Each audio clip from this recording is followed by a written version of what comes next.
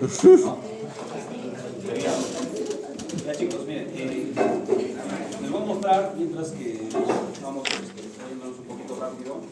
Es un videito que no lo tengo editado porque, como les dije, es acerca de una fundoplicatura, ya de la clase anterior lo que hemos hablado. ¿Ya? Son casos muy aislados, entonces lo más importante les voy a mostrar, ya para que vean. Acá estamos en la cirugía ya un poco avanzados, ¿no? Entonces, acá adentro está el diafragma, acá abajo está el fondo del estómago, el hígado al lado izquierdo y el vaso para acá. O sea, acá lo que estamos haciendo es, estamos disecando los pilares, ¿no? O sea, hay que ubicar bien el pilar derecho y el pilar izquierdo del esófago. Con mucho cuidado, porque acá hay una zona que está vascularizada, que sangra mucho y va a tener un poco de problemas para poder. Hay que liberar la crura derecha, la pars flácida que está acá, casi en el lado final de la curvatura menor del estómago, y estamos usando pues una disección Roma y usando un sistema monopolar y bipolar llamado armónico para tener un poquito más de control de la coagulación, ¿ya? Entonces vamos a avanzar un poco más para que vayan viendo, identificando. Pues la idea es eso, liberar todas las estructuras de los dos pilares. Acá ya está apareciendo el pilar derecho bien clarito, ¿ya? Y el pilar izquierdo está por atrás. El esófago lo tenemos en este lado acá, ¿ya? Entonces vamos a avanzar un poco más, la disección, ¿ya? Luego de esta parte, ya ponemos una gasita, disecamos bien. Miren, vamos a progresar un poquito el video, ¿ya? Así ya estamos avanzando un poco más y nos vamos para el otro lado, ¿no? Se tiene también la curvatura mayor y los últimos vasos cortos los vamos a disecar, ¿no?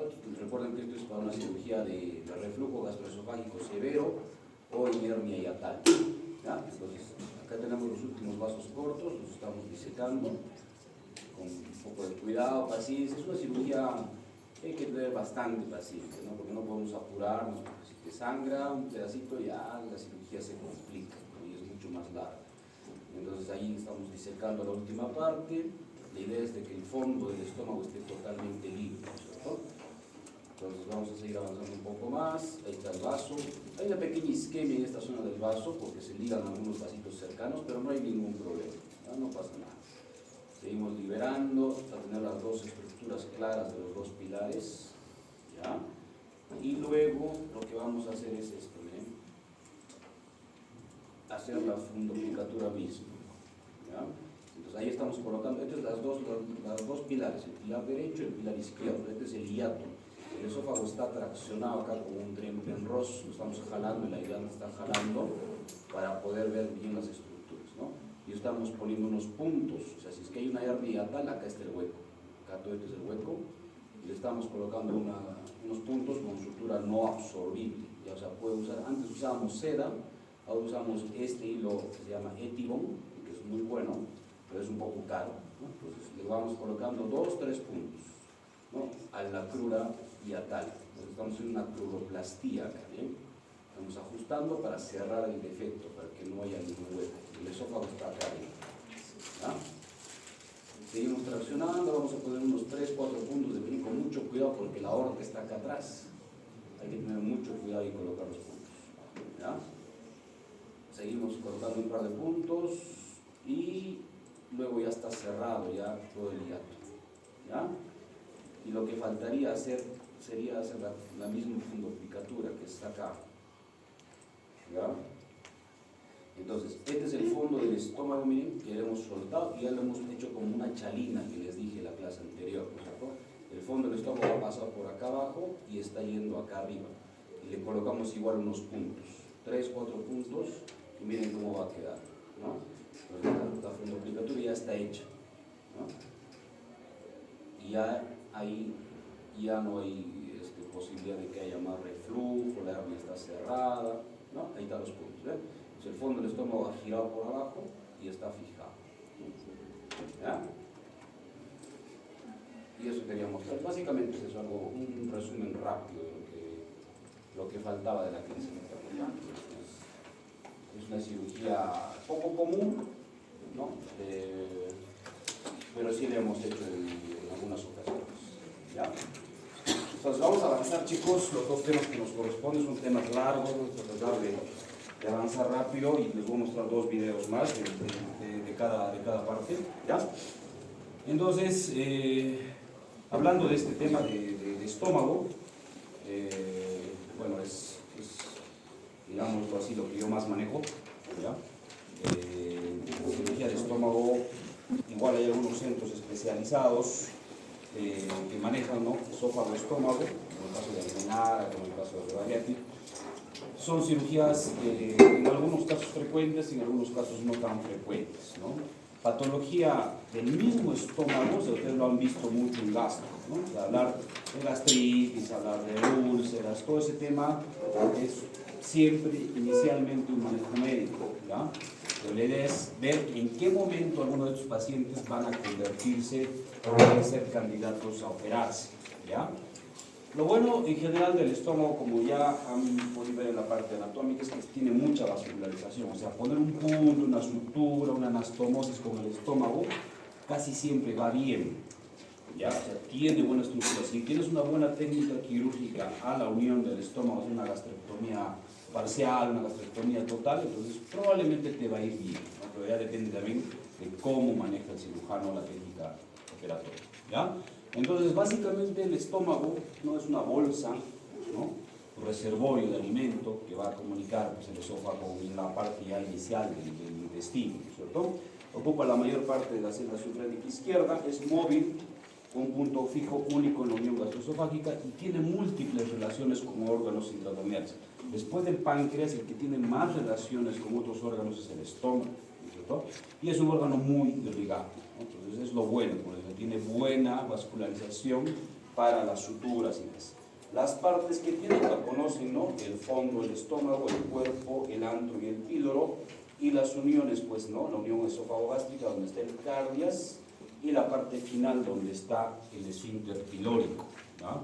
Entonces es muy importante cuando hablamos de estómago identificar en qué zona está la lesión. Igualito como ustedes han visto, de repente vas a encontrar un tumor que va a ser diferente que esté en el cuerpo, a que esté en el fondo, a que esté en el antro, o una úlcera gástrica que esté muy pegada a la zona prepilórica o muy cercana al cardias, ¿ya? O sea, las conductas van a ser diferentes en la parte médica y en la parte quirúrgica también va a ser variable, ¿ya? Las reflexiones peritoneales que tiene varias uniones, varios ligamentos, ¿no? Recordando el ligamento falciforme, coronario, cerca al hígado, el ligamento hepatoduodenal. Cuando no tenemos claro para identificar la vía biliar, tenemos que identificar el ligamento hepatoduodenal. El ligamento gastrocólico, gastroesplénico, gastrofrénico, el ligamento frenoesofágico.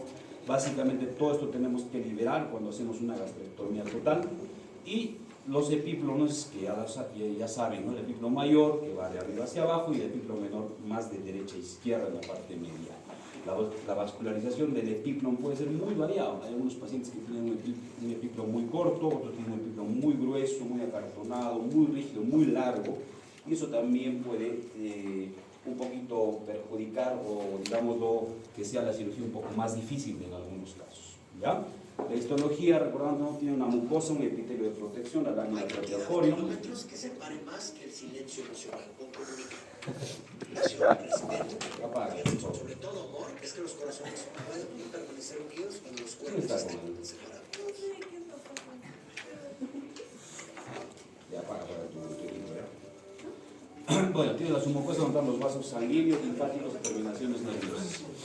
En la parte muscular tiene tres fibras importantes. O sea, recuerden que el estómago es un órgano muscular muy rígido, ¿ya? O sea, hay una distensión, una buena resistencia muscular. La parte interna tiene fibras oblicuas, la parte medial fibras circulares y la parte externa longitudinal.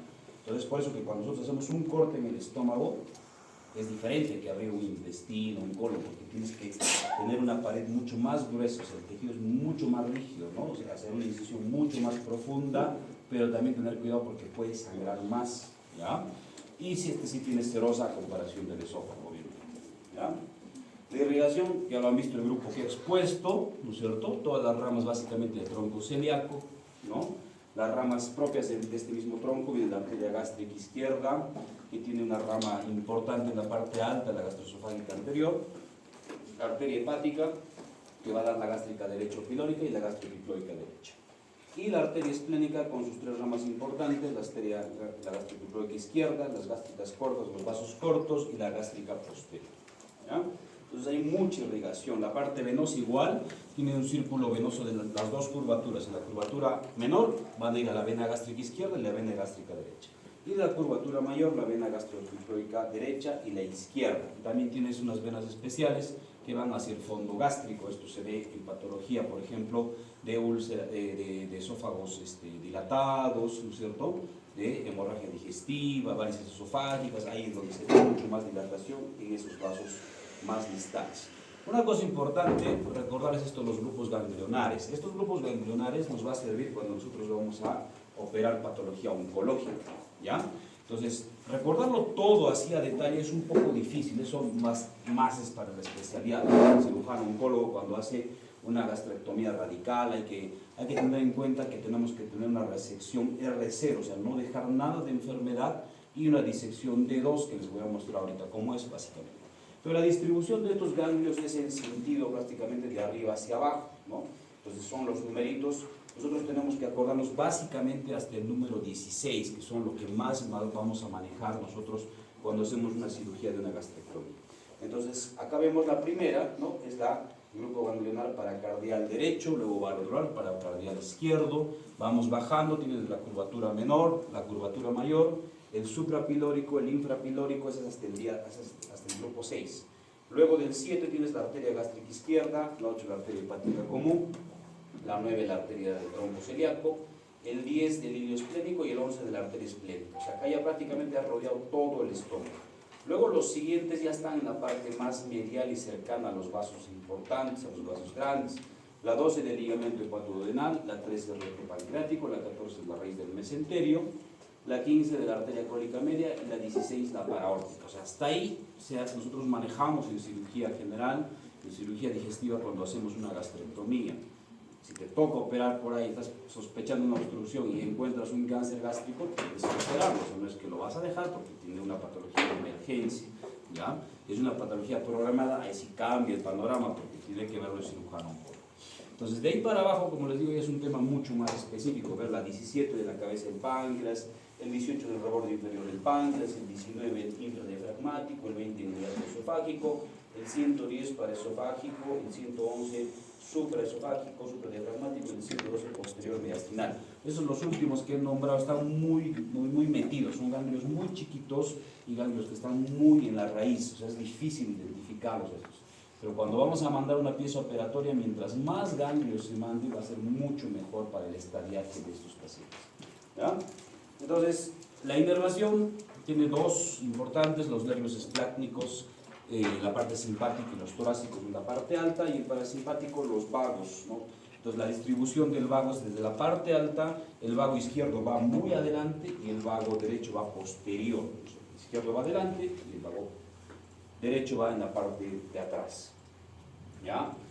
En cuanto a fisiología se podría hablar muchísimo, ¿no? Incluso ahí, si ustedes van a buscar información acerca de fisiología gastrointestinal, hay pues cosas incluso que recién están apareciendo, hay hormonas nuevas que están apareciendo en la parte intestinal, ¿no? Para ver cómo es el manejo de la digestión, cómo es cuando un paciente tiene intestino corto, cuando un paciente tiene malnutrición, cuando un paciente es obeso.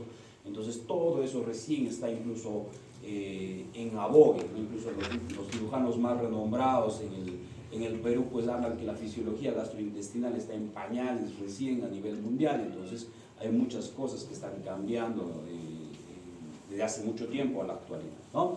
Tenemos las glándulas del cardias que van a secretar moco, ¿no? Las glándulas oxínticas, que son las glándulas del mismo fondo que van a producir la mayor parte del jugo gástrico, las células principales oxinógenas que van a producir el pepsinógeno 1 y 2, y las células oxínticas o parietales que van a secretar el ácido clorhídrico, el factor intrínseco, donde está determinado básicamente el pH que tenemos en el estómago. Y luego la parte endocrina tienes las células G que van a liberar gastrina, las células B que van a secretar somatostatina, las células S que secretan serotonina y las células cebadas liberadoras de histamina. Y la hormona grelina que está encargada del apetito en el fondo del estómago. Entonces acá en el estómago tienes una hormona reguladora y contrarreguladora del hambre. La hormona grelina no va a secretar ¿no? En el fondo del estómago, que va a incrementar el apetito y va a promover la ganancia de la grasa de todo el cuerpo y sobre todo en la parte abdominal, y la leptina, que es la contrarreguladora de evitar la ganancia de peso y exceso. El hombre puede comer durante todo el tiempo, o sea, el ser humano podría comer, pero tenemos hormonas reguladoras y contrarreguladoras que pueden frenar en algún momento del día la digestión de los pacientes. Hay anomalías congénitas que no son frecuentes, la verdad. Eso se puede ver en algunos casos en cirugía pediátrica, sobre todo en estómago chiquito, ¿no? Microgastria, agastria, yo no he visto nunca. Malposición, malrotación junto con malrotación intestinal o situs inversus, sí se ha visto. Atresia de estenosis, el paciente pues que le dan de lactar, vomite, no tiene pues el pasaje porque hay una estenosis importante, sobre todo a nivel del píloro, estenosis del píloro, estenosis en estómago en reloj de arena, divertículos o píloro doble, que son rarísimos, solamente descritos en algunos textos. Luego, esta enfermedad se llama enfermedad ulceropéptica. Entonces, ustedes lo han visto mucho en la parte de gastro. Nosotros no vamos a ahondar tanto de acuerdo a lo que es la parte médica. Como les dije, igual en la patología del reflujo gastroesofágico, acá nosotros tenemos que ver cuándo un paciente va a ser quirúrgico. Yo les diría que el 99% de los pacientes que tienen una enfermedad ulceropéptica solamente es manejo médico, ¿ya? O sea, ese pequeño porcentaje que va a llegar a una cirugía básicamente va a ser porque ya ha tenido alguna complicación o tiene una complicación en ese momento. Si no, hay que ser lo más conservador posible, porque estas cirugías se hacían hace mucho tiempo, hace años se hacían este tipo de cirugías para corregir pues la acidez, pacientes que tenían mucha úlcera, sangramientos y más, pero tenían malos resultados, había mucha mortalidad, es por eso que actualmente ya no se hacen estas cirugías que les voy a mostrar en un momento. Bueno, como definición sería una lesión de la mucosa que se extiende por la muscular por actividad intensa del ácido, ¿no es cierto? O sea, hay que hacer una pHimetría de repente y ver cuánto tienes, ¿no es cierto?, de pH en ese momento de sus pacientes. Hay factores agresivos y factores defensivos. Los factores agresivos, mucho ácido clorhídrico, ¿no? Exceso consumo de AINES, por ejemplo, alcohol, tabaco, esto va a predisponer, o sea, mientras más bebidas gasificadas un paciente consuma, va a haber mucha más distensión abdominal, mucha más posición y predisposibilidad para que haya una úlcera en algún momento de la vida del paciente. Y los factores defensivos, obviamente, una barrera, una mucosa que tengas una integridad de todo el epitelio, o sea que el paciente no se haya hecho biopsias a repetición, que no se haya operado de nada, ¿no? Que tenga una buena irrigación, ¿no? Que tengas el estómago muy intacto, o usar bicarbonato en algunos casos, ¿ya? Las causas asociadas a la úlcera, a la cabeza, como lo conocen, está pues el Helicobacter pylori, ¿no? ¿Algunos de ustedes han hecho endoscopía, no? ¿Quién se ha hecho endoscopía? ¿Nadie? ¿Tú te has hecho endoscopía? ¿Tenías Helicobacter o no? ¿Ya? Es frecuente, es frecuente. Si nosotros hacemos una endoscopía, al menos el 20 a 30% de los pacientes van a salir actualmente con Helicobacter positivo. ¿Ya? Eso no te va a decir que ya pues vas a tener una predisposición, una úlcera o un tumor, sí, algún pequeño porcentaje sí, ¿ya? Entonces, un paciente que consume mucho AINES, que tiene úlceras de estrés, pacientes que están postrados, que están intubados, que están en la UCI, tienen más predisposición a tener esta enfermedad. Hipersecreción ácida, tumores no importantes como el gastrinoma, el síndrome de Solinger-Ellison, que al final el único tratamiento va a ser hacer una gastrectomía total, porque no les va a servir que tomen IVP toda la vida, no, o sea, no va a mejorar el paciente, tiene que terminar en una gastrectomía total. Citomegalovirus, VIH, insuficiencia vascular, pacientes que consumen mucha cocaína terminan con úlceras perforadas, ¿ya? Radioterapia, quimio de causa idiopática, son muchas otras causas que te van a predisponer a la formación de una úlcera. Entonces, el Helicobacter pylori está presente en el 95% de las úlceras duodenales y el 85% en las gástricas.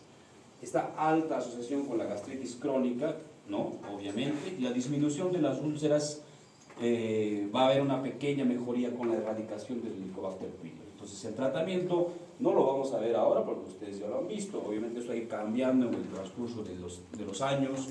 Antes era una terapia muy fuerte, muy agresiva, pero seguimos con la triple terapia de tratamiento. Ustedes han visto, ¿no? El Paxito, el más común es el Esopac, ¿no? Que te trae clarito, amoxicilina pues, y omeprazol, ¿no? Algunos pacientes lo toleran mal, ¿no? Piensan que incluso le estás dañando la mucosa gástrica, les duele el estómago cuando toman una sola dosis, ¿no? Es fastidioso, pero no les queda otra que tomar el tratamiento por 14 días, ¿no? Bueno, la clínica de estos pacientes, dolor en epigastrio moderado, mayor nocturno, que mejora con alimentos, antiácidos, o sea, no come, le duele el paciente, come algo, ingiere algo y le baja el dolor en ese momento. Pirosis, náuseas, pesadez postprandial, distensión. Cuando ya hay hemorragia y otra cosa, ya es que el paciente ya tiene alguna complicación y hay que proyectarnos a que el paciente va a terminar en sala en algún momento. Y asintomáticos, la mayoría de los pacientes. Entonces, para esto siempre que es una endoscopía alta, sí o sí una biopsia, porque te puede mandar al desvío una lesión inadvertida, un tumor por ahí incipiente, que puede ser un T1 chiquitito, y de repente pues está empezando con ese proceso neoplásico y de repente puedes frenarlo en ese momento. Hay que hacer pues la test de ureasa, que es muy común, es sencillísimo hacerlo, ¿no? Cuesta 50 soles creo ahora en algunos centros, así que cualquiera ya puede hacerse un test, ¿no? La serología y el IgG sobre todo para el diagnóstico definitivo. Entonces, teniendo esto hay que hacer diagnósticos diferenciales, porque puede haber reflujo, estamos hablando de neoplasia gástrica, que eso sería lo más grave, ¿no? Una pancreatitis, que la sintomatología puede ser muy similar, colecistitis también, por eso es que hacer una ecografía de la mano con una endoscopía es casi siempre recomendada a todos los pacientes, y una gastroenteritis, bueno, ya que tiene pues, vómitos, más diarrea, otro antecedente que también podemos sacar en ese momento.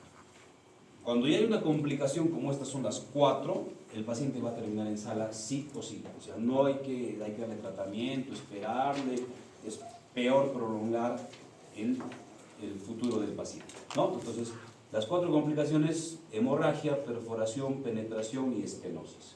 La más grave de esta, obviamente, pues si no lo controlas es una hemorragia, porque eso te va a matar de inmediato. O sea, el tema de hemorragia digestiva, igual lo que han expuesto los chicos, que eso tiene que controlarse en ese instante, porque la morbilidad es muy alta. Una perforación también, puede ser incluso hasta perforación iatrogénica, por manipulación, por una endoscopía mal hecha de repente, ¿no? Penetración ya es algo mucho más crónico, son pacientes que tienen episodios pues, repetitivos, ya ha hecho una penetración sobre todo hacia el páncreas o al duodeno, y una estenosis que puede simular sí, una patología oncológica. Entonces, repitiendo, primero hay que dar tratamiento médico, ¿no? Reposo, cambio de dieta, usas pues antisecretores, IVPs, ¿no? El sucralfato es un medicamento muy bien tolerado y de verdad con la experiencia pues les va muy bien a nuestros pacientes, ¿no? Con dosis bajitas, usamos 5 ml cada 8 horas por unos 10 a 14 días, les mejora muchísimo la sintomatología. El bismutol puede ser, ¿no? Ya lo que estamos conversando de erradicar el Helicobacter pylori, pues eso puede ser muy variable. Oportunidad de permitir una cicatrización de las úlceras y reducir la posibilidad de recurrencia de las mismas. O sea, dar una buena terapia médica inicial te va a disminuir muchísimo la posibilidad de recurrencia o de complicación más adelante. El tratamiento quirúrgico, ¿cuándo se va a dar? Acá es lo que más nos importa. Detectar o descartar malignidad. Mucha sospecha, tienes 2 o 3 biopsias que no coinciden, una sí, está raro el diagnóstico, la imagen endoscópica que te manda el gastro también no está clara, entonces hay sospecha, entonces ahí muy probablemente el paciente va a embarazar. Una úlcera no cierra luego de 8 a 12 semanas, eso también es raro, ¿no? Después de 4 meses o 3 meses que el paciente ha tenido un tratamiento correcto, ha mejorado sus hábitos alimenticios, todo, le haces una nueva endoscopía, pero ves la misma característica, entonces hay algo raro ahí. Recurrencia de la úlcera, 3 o 4 episodios anuales también, o complicaciones con las 4 complicaciones que hemos estado hablando hace un rato, el paciente vendrá sano. Entonces, cuando hay una perforación es algo brusco, una úlcera duodenal o una úlcera gástrica, es un dolor intenso, pero de poco tiempo de enfermedad. O sea, el paciente está caminando, tranquilo, de un momento a otro, un dolor 10 sobre 10, el paciente se pone pálido, diaforético, está taquicárdico, ¿no? Es un dolor muy intenso que lo priva al paciente, el abdomen rígido en ese instante, hay que sospechar de una perforación, ¿no? Entonces, todo esto, hay dolor de hombro igual por una perforación, dolor reflejo, que es el signo de Kerr, sobre todo hacia el lado izquierdo, ¿no? Y si tú le ves, le haces una plaquita, ¿no? Vas a encontrar en una radiografía de tórax el signo de Jover, ¿no? Que es el aire subdiafragmático, muy claro para una perforación de víscera hueca. El tratamiento pues, quirúrgico, sutura, un parche de Graham o un lavado, un drenaje, eso va a variar. Se puede hacer por cirugía laparoscópica, por cirugía abierta, ahorita les voy a mostrar un dibujo. Y cuando es un caso de hemorragia, pues vamos a entrar a sala si luego de transfundir 1500 cc no se logra estabilizar, o cuando se transfundió más de 6 unidades en 24 horas. Ligadura del vaso o una resección interna. Entonces acá, por ejemplo, este es un paciente que nos ha mandado el gastro, ¿no? Entonces una úlcera sangrante, que se veía un foquito de sangrado, ¿no? Muchos coágulos, entraban por endoscopía 2 o 3 veces, no encontraban la zona, pero sí veía un vaso que sangraba, le pusieron clips, le pusieron un argón, no pudieron controlar, el paciente ya estaba en mal estado general, entramos a sala, ¿no? Hicimos una gastrotomía anterior entre el píloro y el cuerpo y encontramos que la úlcera estaba sangrando. Le colocamos 2 puntos en U, que son puntos hemostáticos, ¿no? Y con eso se controló el sangrado. Listo, cerramos la pared anterior del estómago, dejamos un drenaje por seguridad y listo. Al día siguiente el paciente comiendo y sale de alta después de 2 días, tranquilo. Entonces, en la endoscopía tú vas a tener pues estos estigmas. Estigma de sangrado activo, que es el 1A, cuando es un sangrado arterial a chorro, lo ves en ese instante. 1B, sangrado en napa o en capa, ¿no? Porque es una zona confusa, pero sangra y no sabes dónde está ubicado. Luego, estigmas de sangrado recurrente, el 2A, que es un vaso visible, que lo ves, pero no está sangrando en ese momento. El 2B, un coágulo adherido, ha sangrado probablemente hace un par de horas y ya ha hecho un tapón de coágulo. Y el 2C, cuando se ve una base de úlcera negra, eso es de algo totalmente crónico. Y la base de úlcera limpia o clara también ya está en la fase 3 de la endoscopía. Cada uno tiene un porcentaje de recuperación y un porcentaje de morbimortalidad. Mientras más activo sea, más probabilidad de resangrado y mayor complicaciones. Entonces, estas son las cirugías que se hacían, lo que les contaba, ¿no? Que hace tiempo, cuando había, en los años 50, 60, había mucho paciente que tenía enfermedad úlcero-péptica y no había pues los medicamentos nuevos que se tienen ahora, se hacía esto, ¿no? Gastrectomía subtotal con reconstrucción Billroth 2, hacías vagotomía más arterectomía, vagotomía troncular más piloroplastia, vagotomía selectiva más piloroplastia, vagotomía supraselectiva. Entonces, esto estaba indicado, obviamente, cuando había, por ejemplo, una refractaridad. O sea, hacías una vagotomía y una antrectomía. Sacabas parte del antro gástrico y lo unías con un asa del intestino. Cuando había una perforación, eso ya igualito, cierre simple de la úlcera y le colocabas un parche del epiplon para bloquear esa zona. Cuando hay hemorragia, sutura, lo que hemos hecho hace un rato, y puede ser un drenaje. Cuando hay estenosis, vagotomía troncular o vagotomía más antrectomía. Entonces suena fácil, pero hacer una cirugía de este tipo no era nada sencillo. Este es, digamos, un ejemplo de una úlcera. Entonces acá tenemos una úlcera prepilórica, ¿no? Que ha sangrado, se ha perforado si quieres, porque pueden tener las dos al mismo tiempo. Y lo que hacemos es revivar los bordes. Agarramos una tijera Metzenbach, cortamos el bordecito para que esté libre, se limpia, y luego le colocamos 3 puntos. Lo que yo hago es coloco un punto abajo, un punto arriba, totalmente cerrado, y el punto del medio sí queda un poquito más flojo, agarramos el epiplon y lo pegamos al huequito. Entonces no es un cierre totalmente hermético, es el parche de epiplon o el parche de Graham, ¿no? Entonces cierras en esa zona sin ajustar mucho porque puede causar necrosis o isquemia del epiplon, y eso te va a controlar la perforación o el sangrado que ha tenido y da muy buenos resultados, ¿no? Que se puede hacer, como les dije, con cirugía abierta o cirugía laparoscópica.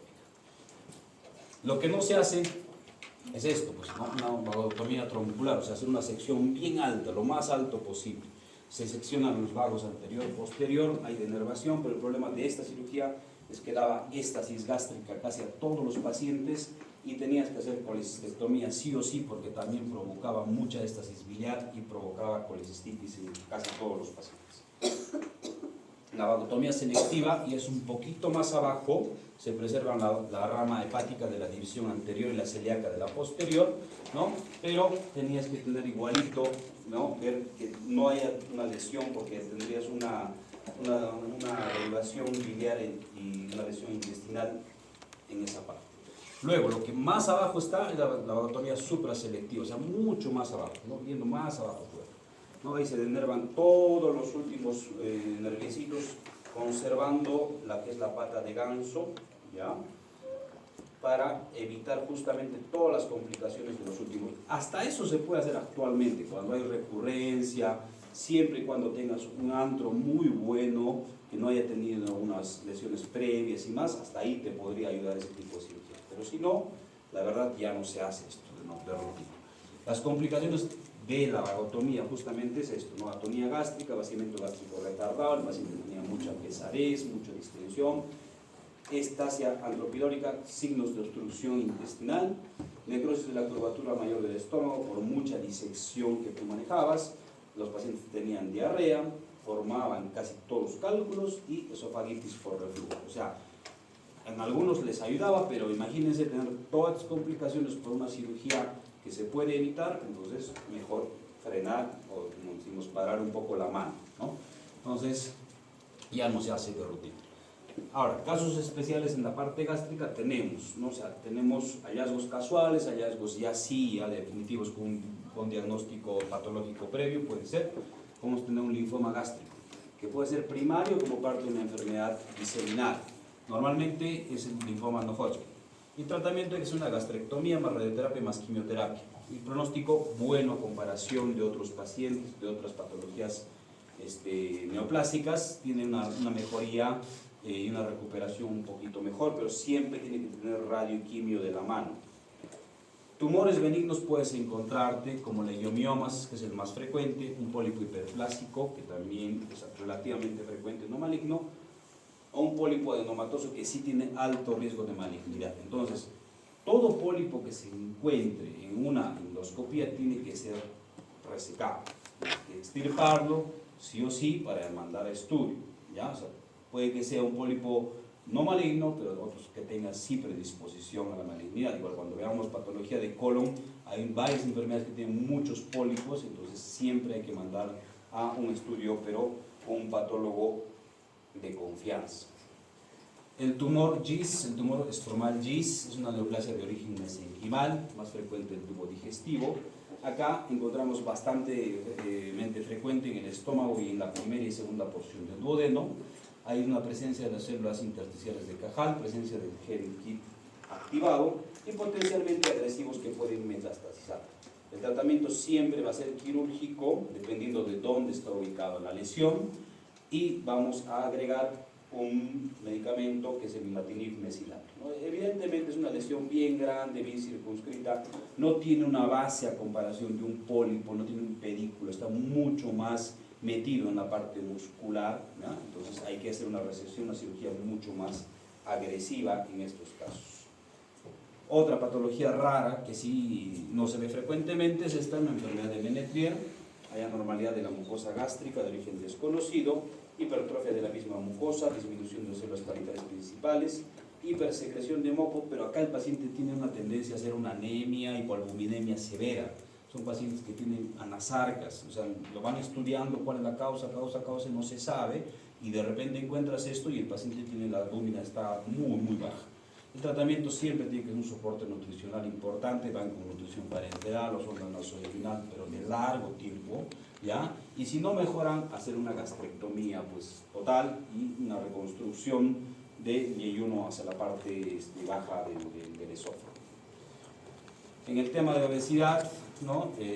Vemos que hay que sacar varios parámetros, IMC, hay que sacar antropometría, tienes que hacer una impedancia, ver el estudio completo de este tipo de pacientes, ¿no? El IMC normal está entre 20 y 25, sobrepeso 26 a 30, obesidad grado 1, 31 a 35, obesidad grado 2 de 36 a 40, obesidad mórbida más de 40 y actualmente tenemos la superobesidad cuando es más de 50.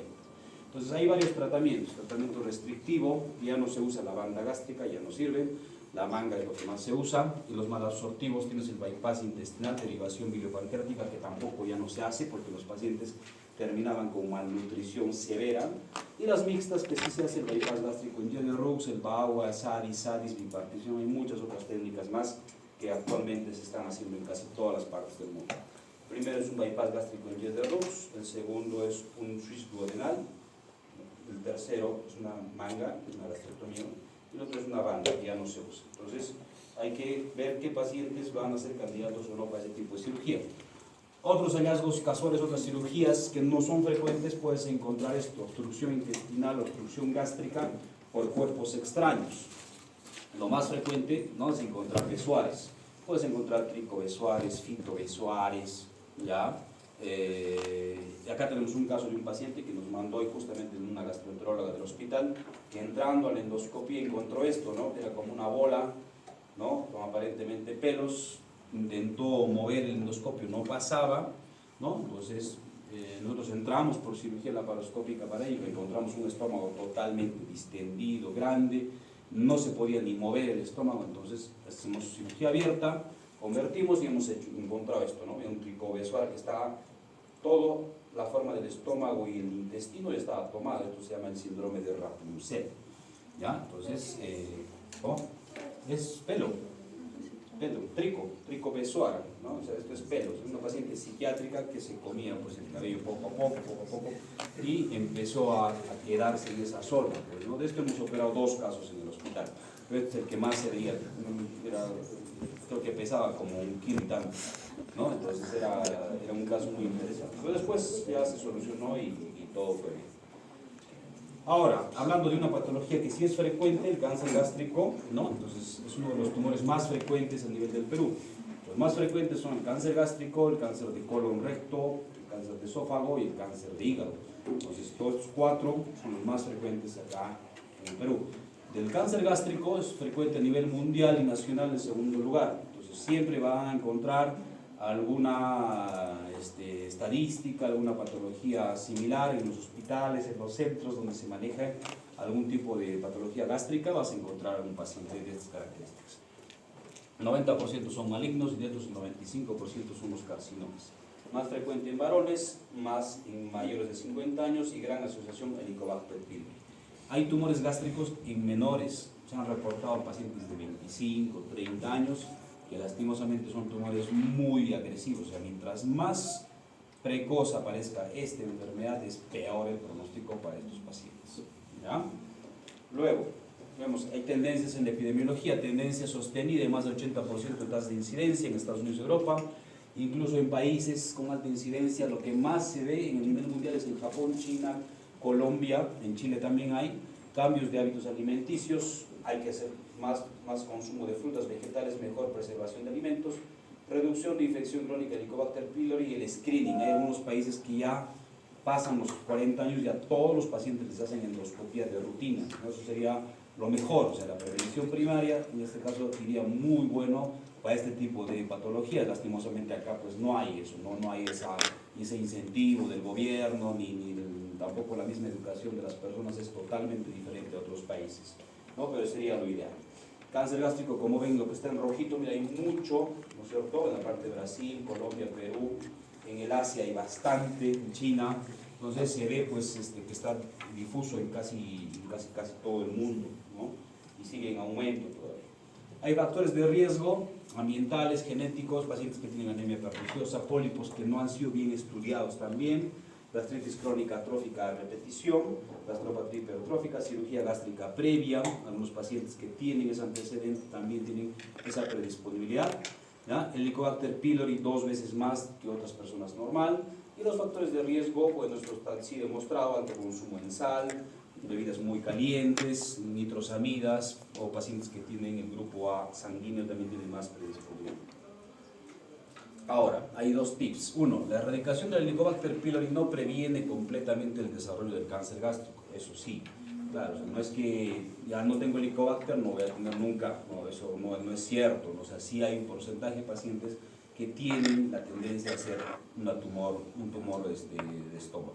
Y luego, el tratamiento logra erradicación en el 90% de los casos, pero previene solo el 30% de los cánceres, porque para eso sirve la patología definitiva. O sea, toda pieza operatoria en cirugía nosotros tenemos que mandar siempre al patólogo, la que sea, por más chiquitita, un quiste, sea un adenoma, sea un pólipo, sea un tumor, la misma vesícula, todo. O sea, todo siempre hay que mandarlo a estudio, porque hay un porcentaje de pacientes que no lo mandan y de repente sale algo que no es normal. Entonces ahí ya cambia el pronóstico de los pacientes, ¿ya? Síntomas de estos pacientes son tardíos normalmente: dolor, anorexia, baja de peso, La mayoría de los pacientes debutan ya con complicaciones, ¿no? Como hemorragia digestiva alta, el paciente está con síndrome pilórico, un paciente es un estómago muy grande, muy retencionista, vomita todo el tiempo, está anémico, hacen obstrucciones altas.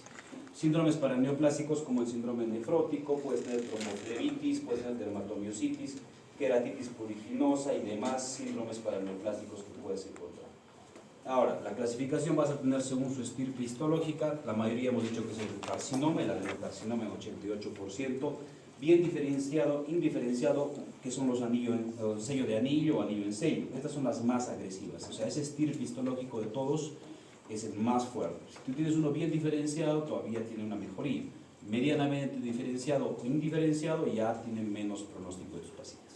Puedes encontrar linfomas, puedes encontrar carcinomas, epidermoides, tumor carcinoide, leiomiosarcomas, rhabdomiosarcomas, pero son en porcentajes mucho más bajos.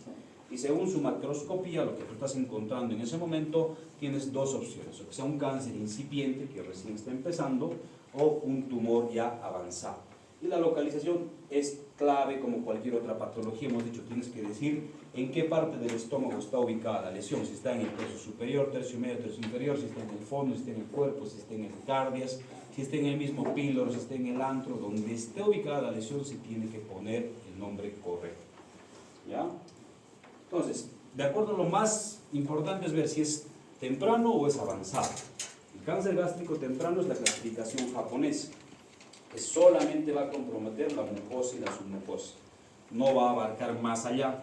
Entonces tienes el tipo 1, que es el elevado o protruido, ¿no? Que se ve, ¿no? Un poquito así como una pequeña bolita, que es el early cancer.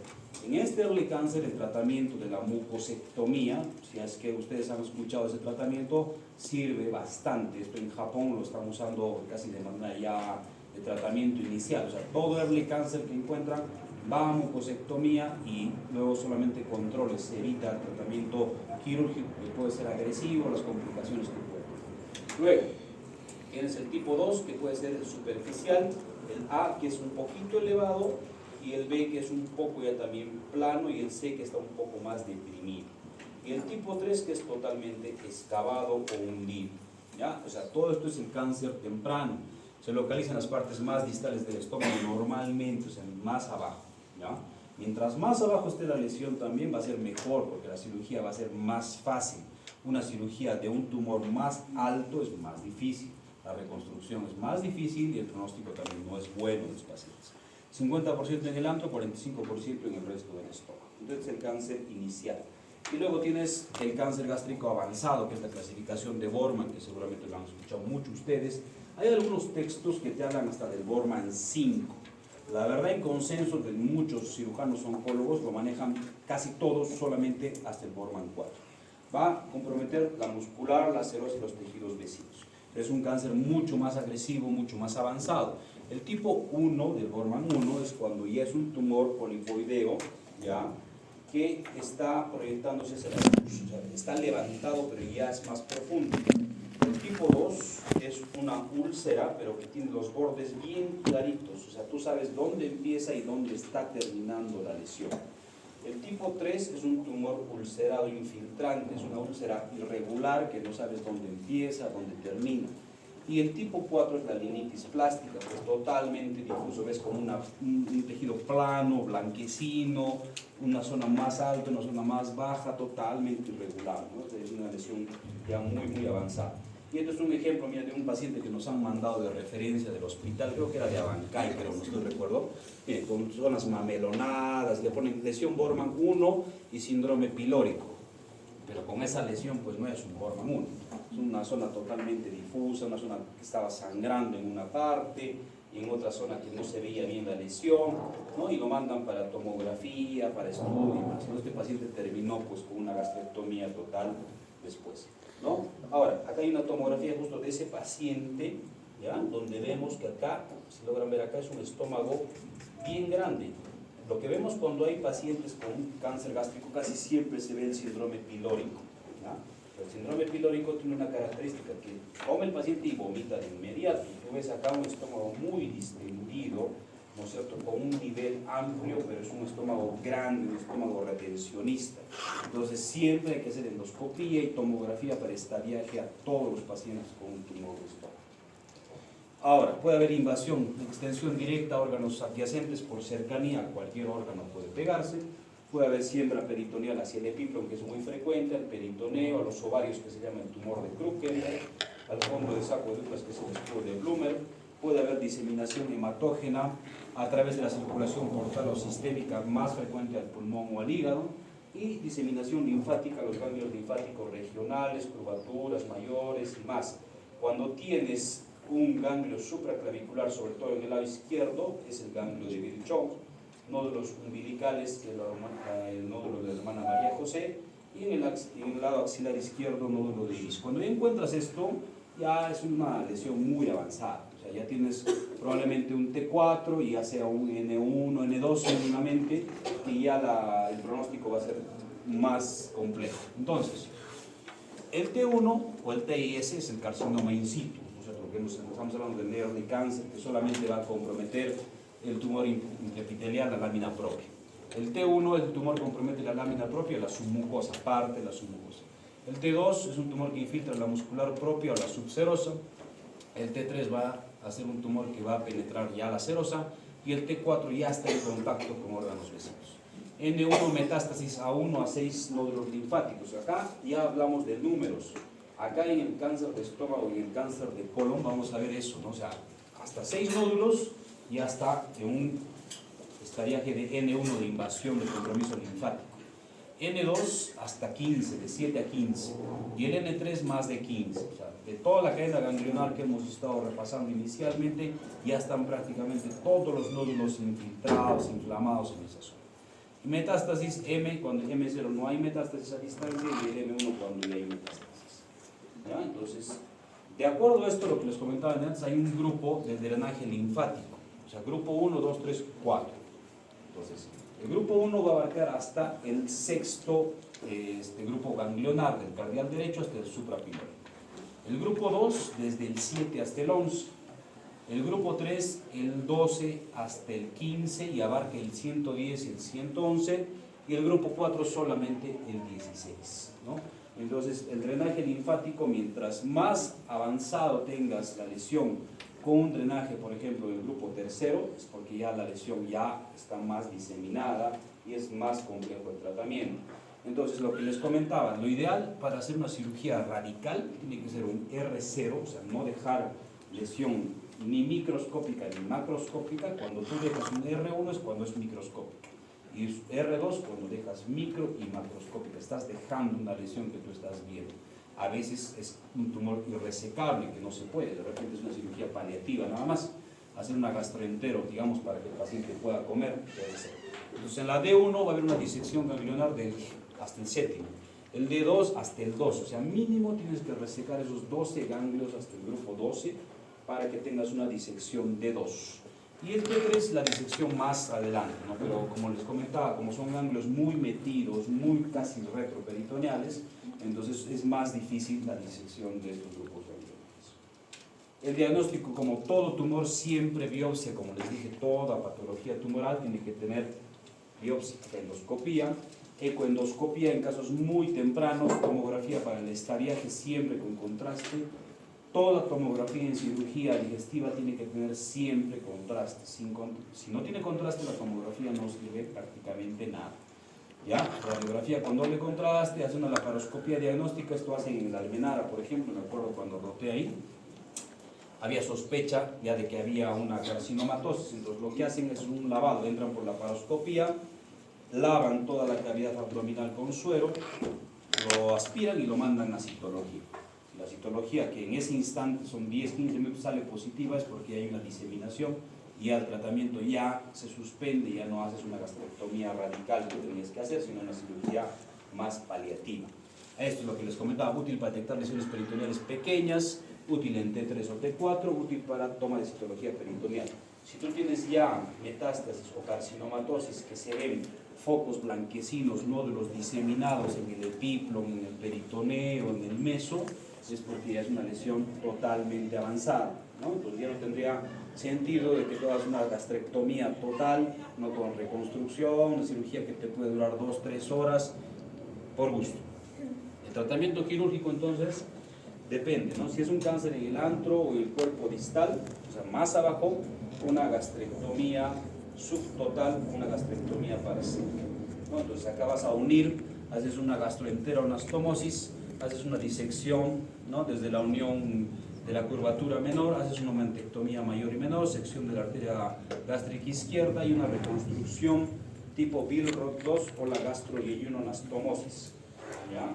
La Billroth 1 es cuando es una gastroduodenoanastomosis. La 2 tienes que llevar un asa del yeyuno hacia la parte del estómago que está quedando remanente. Hay varias técnicas que no es necesario que lo sepan.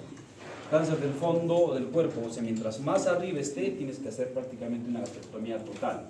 Algunos han intentado hacer una gastrectomía polar, o sea, solamente sacar la parte alta, pero eso no sirve, no han dado malos resultados. Gastrectomía total, más ganglios regionales, más omentectomía mayor o menor, en algunos casos esplenectomía. Lo mejor sería conservar, o sea, mientras más conservador sea, mejor. Pero hay casos en los que incluso sale con vaso y con cola de páncreas, ¿ya? Y la reconstrucción, ¿no? Con un esófago yeyunoanastomosis, un esófago yeyunostomía en Y de Rux, o sea, lo que queda del esófago distal con un asa del yeyuno hacia arriba y haces una unión con un pie de asa, ¿ya? O sea, en forma de Y.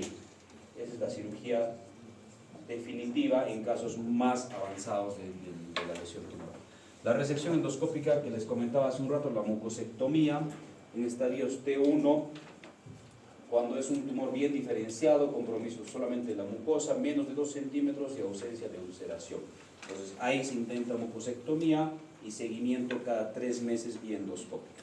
Ahora, criterios de inoperabilidad, ¿cuándo no vas a operar a estos pacientes?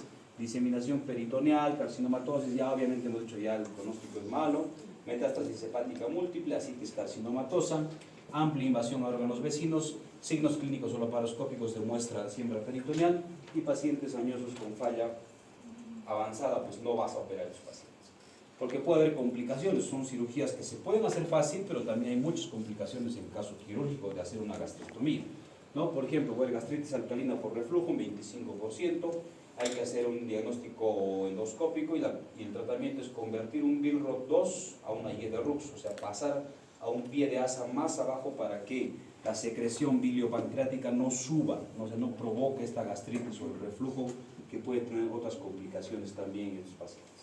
Luego puedes tener un síndrome de asa aferente, que hay distensión postprandial, dolor, vómitos, disminución, igualito hay que convertirlo en una Y de Rux, otra cirugía.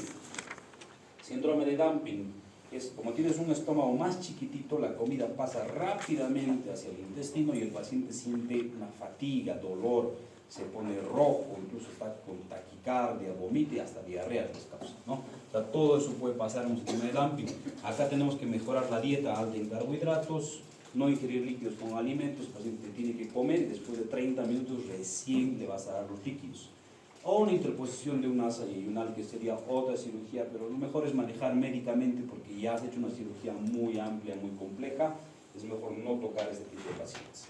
Pronóstico de estos pacientes: sobrevida 5 años, 95% en estadio 1, 20% en estadio 3. Dependiendo del estadio, va a ser mejor. Mejor en cáncer distal, hemos dicho, mientras más abajo, mejor para el paciente.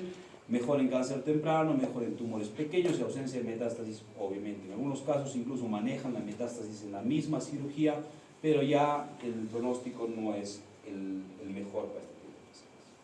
Creo que hasta ahí es, ¿ya? Les voy a mostrar un pequeño videito de algo.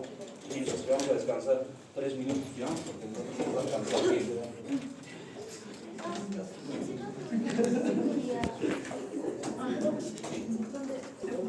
Ya. A ver, cuando hablamos de intestino delgado en patología quirúrgica, lo que les tiene que venir a la cabeza de inmediato es hablar de obstrucción intestinal, ¿ya? O sea, intestino, cirugía, obstrucción intestinal. Es muy relacionado, muy frecuente. Creo que todos los que han rotado, los que van a rotar, han visto siempre algún caso, algún tipo de obstrucción intestinal, porque es frecuente, ¿ya? Es una patología que, si tú lo manejas bien, vas a tener buenos resultados. El paciente se va a ir rápido a casa, sin complicaciones, tranquilo.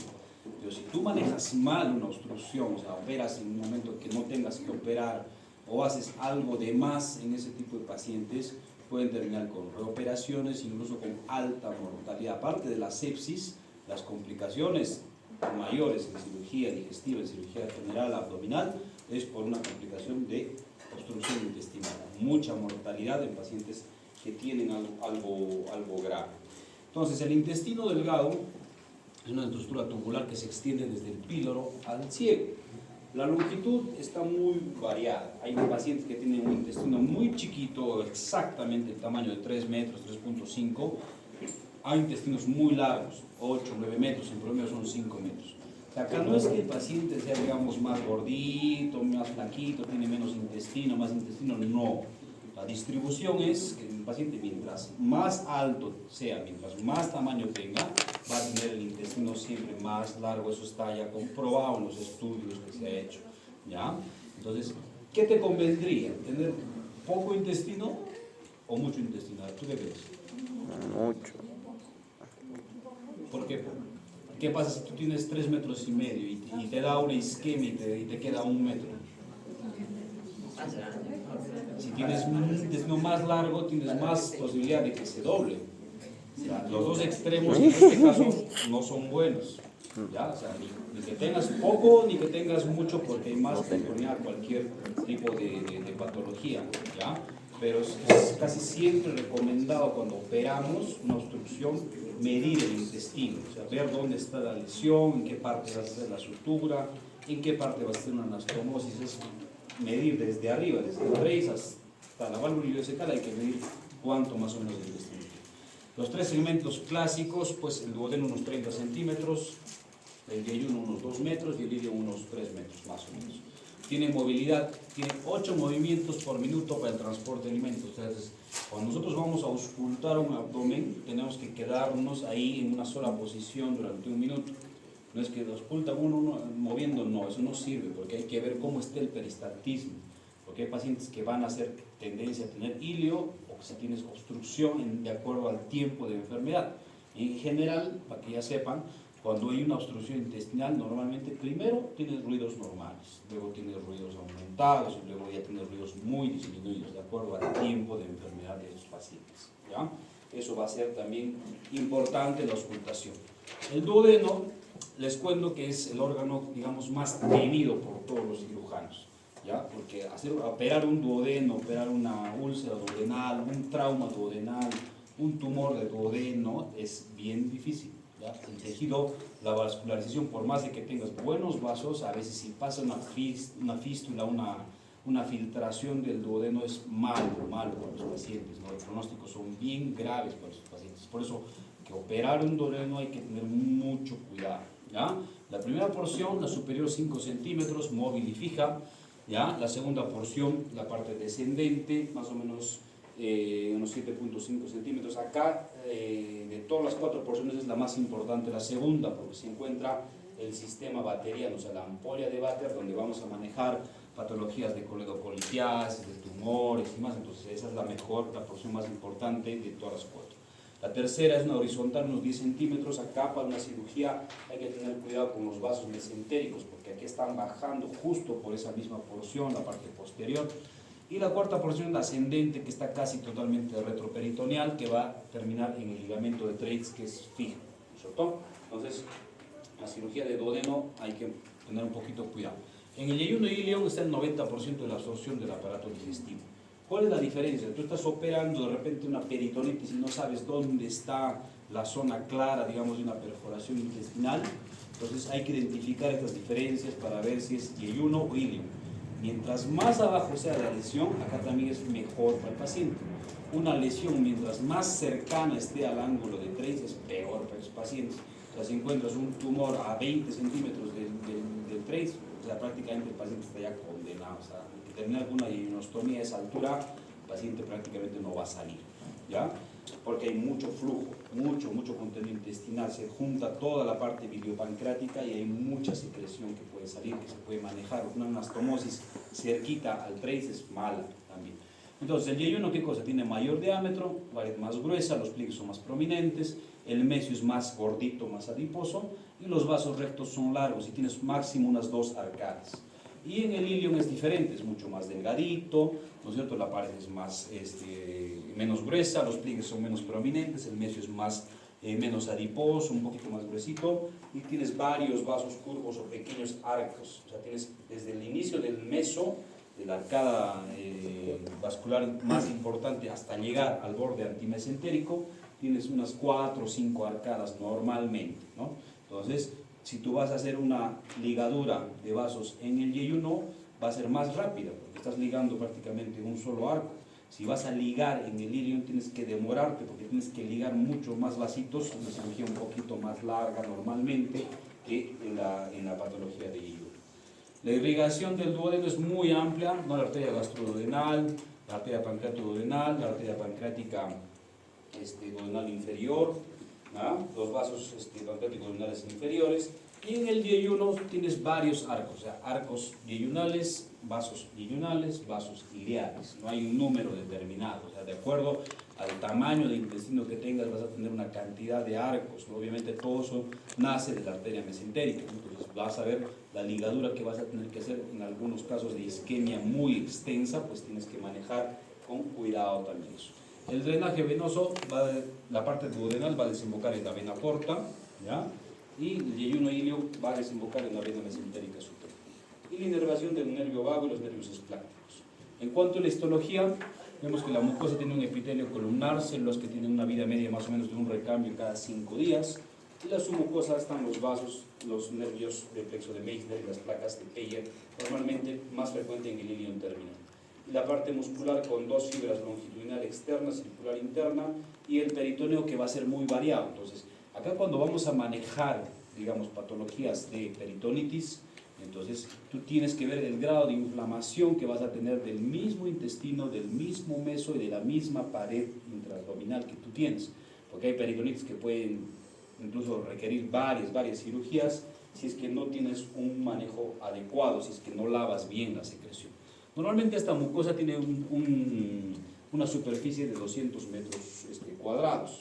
Tienes las válvulas de Kerkling, las vellosidades intestinales, las glándulas de Lieberkühn, y en la parte submucosa normalmente en el duodeno están las glándulas de Brunner que van a producir moco, y las placas de Peyer en el ilion, que es una parte inmunológica, se dice, ¿no? Como les comentaba, en la parte de estómago hay muchas hormonas que actualmente recién han aparecido, el péptido IgE, ¿no?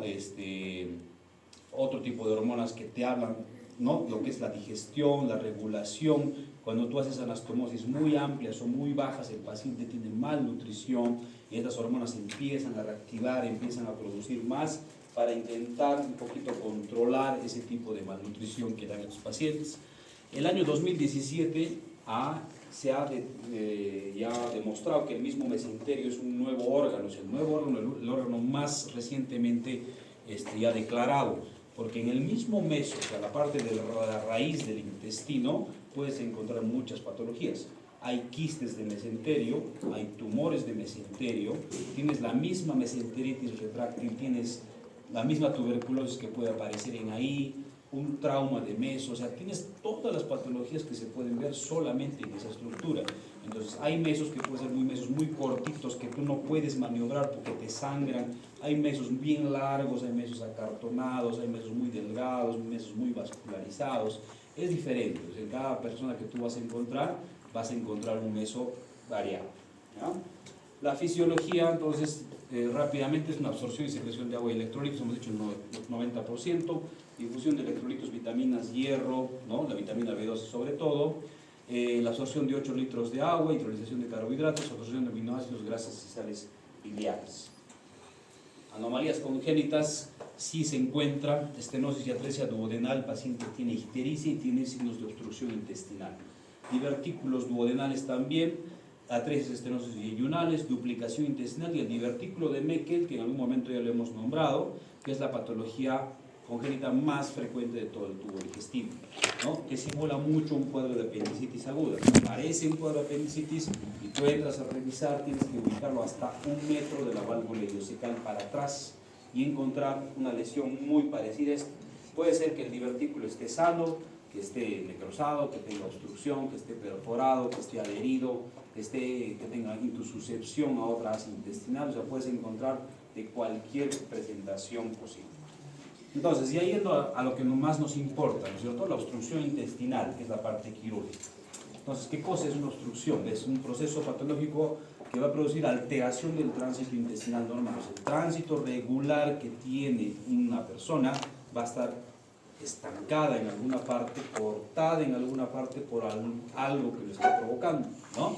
Detención del tránsito hacia caudal. Entonces, ¿cómo tú vas a identificar que la parte más proximal está totalmente dilatada y la parte más distal está colapsada? Entonces, si tú encuentras eso, es una obstrucción sí o sí. Entonces, puede ser una obstrucción mecánica que bloqueo con causa orgánica, o sea, puede ser un tumor, puede ser un quiste, puede ser un divertículo, hasta una misma apendicitis te puede dar obstrucción intestinal, ¿ya? O puede ser una obstrucción funcional, falla en la motilidad intestinal, el ilio hemos dicho.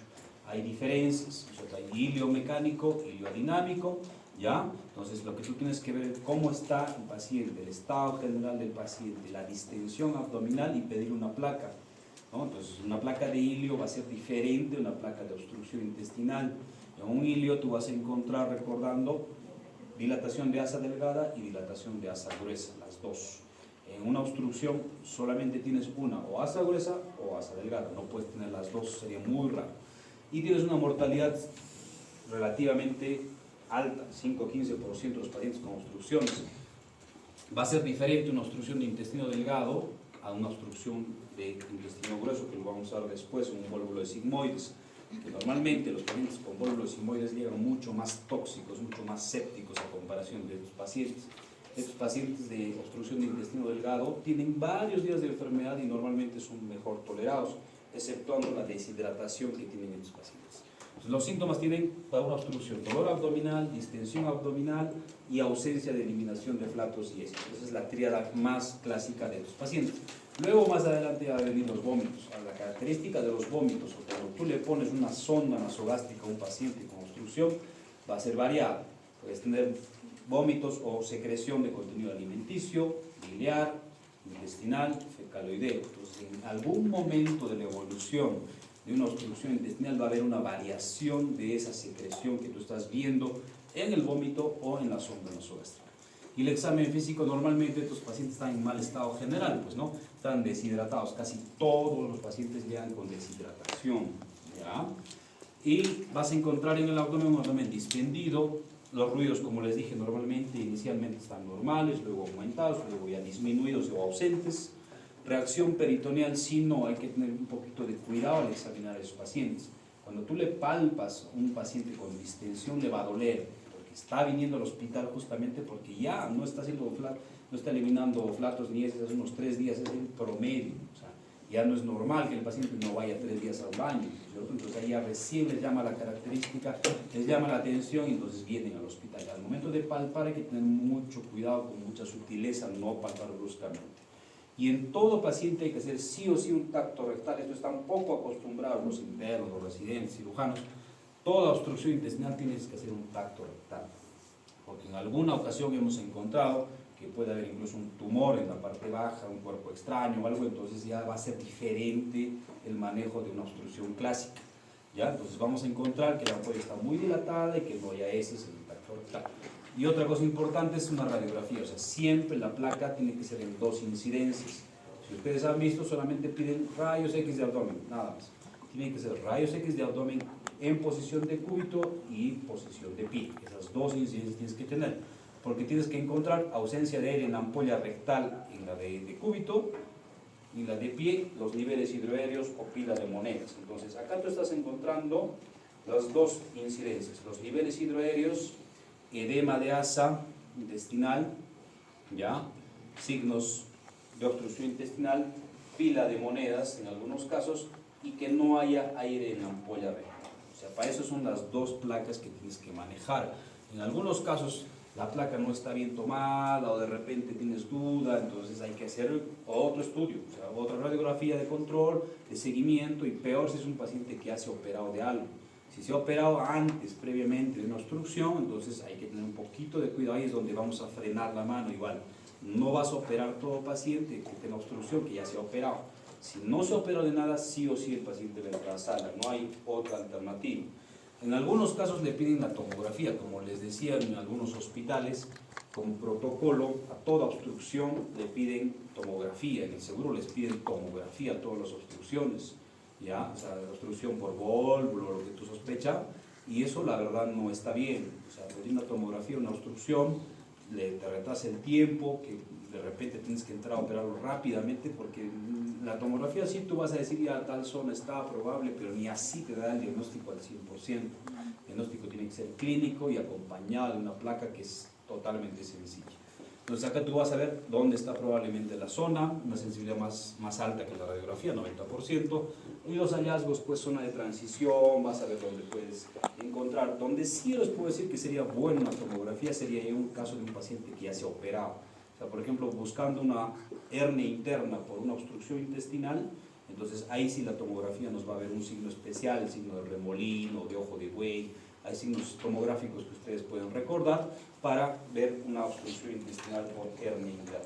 Entonces acá en la tomografía tú vas a encontrar pues asas dilatadas, vas a encontrar todo un edema de pared importante, puedes encontrar líquido libre y una zona de colapso más distal a la zona de obstrucción intestinal. ¿Ya? Si tienes la posibilidad, bueno, hago, si no, la radiografía. Aquí en la radiografía vas a encontrar mucha variación. Puedes encontrar un intestino reptante, el paciente lo examinas y ves una reptación de intestino, el intestino está totalmente dematizado, dilatado, y en la tomografía tú ves pues ya el nivel hidroaéreo, edema intestinal, signo de pila de monedas igualito se puede ver en ambos casos. Entonces hay que repasar imágenes, vean bastantes imágenes, recuerden todas las imágenes que puedan tener a la mano para ver, porque miren, acá por ejemplo tenemos otro caso, un paciente que tiene, y es un paciente posoperado, este es un tránsito, un estudio de esófago, estómago, intestino. Este paciente se ha operado de una gastrectomía, pero ha hecho una obstrucción intestinal que ves niveles en la parte baja, entonces es diferente la plaquita que podemos identificar. O esta del lado derecho, que es una placa de un paciente pediátrico, un neonato, ¿no? Que tú ves todo el intestino dilatado y parte del colon también dilatado. Me acuerdo de ese caso, el paciente, el cirujano pediatra lo estaba manejando como una constipación, como un estreñimiento, le estaban colocando enemas al pobre niño y nada, no resolvía. Entraron a operar y era todo un esquema intestinal terrible, ¿no? Entonces, algo que ha podido de repente solucionarse antes, o sea, no parece la placa, más parece un hilio, pero es totalmente diferente. Entonces hay que ver más imágenes. Acá hay otra imagen diferente, ¿sí? Acá hay un intestino totalmente ensanchado en la parte izquierda, con niveles hidroaéreos en la parte baja y la parte media. Entonces, si se dan cuenta, todas las placas de obstrucción, todas son diferentes. No hay una que puede ser es igualita a la otra, una obstrucción es igual a otra, ¿no? Entonces, las placas son muy variadas, para eso hay que ver bastante imagen también, ¿ya? Entonces, la clasificación de una obstrucción va a ser simple o estrangulada, va a ser completa o incompleta, o va a ser en asa cerrada o en asa abierta.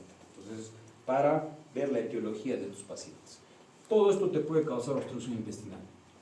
Vólvulo del intestino delgado, si tienes un intestino muy largo, se volvula, pues se gira el intestino sobre su eje, sobre su meso, y te da una obstrucción. Bridas congénitas nacen con estas bridas normalmente en el lado derecho, cercano al ciego o al colon ascendente. Estenosis, invaginación que se ve en cirugía pediátrica, o sea, el intestino se mete dentro de otro intestino, intususcepción igual. Tumores de intestino delgado, puede haber bridas y adherencias en pacientes que ya se han operado. Besoares, cuerpos extraños igualito que en el estómago puede haber en el intestino. Parásitos también, o cuerpos extraños olvidados, eso se ve, bueno, se veía antes incluso cuando se hacía la cistrectomía, las cesáreas, una gasa, una compresa que te da una obstrucción extrínseca, una obstrucción intestinal. Los óblitos se llaman, todo cuerpo extraño se llama óblito. Entonces, toda obstrucción intestinal, chicos, debe operarse sí o sí, no hay otra solución.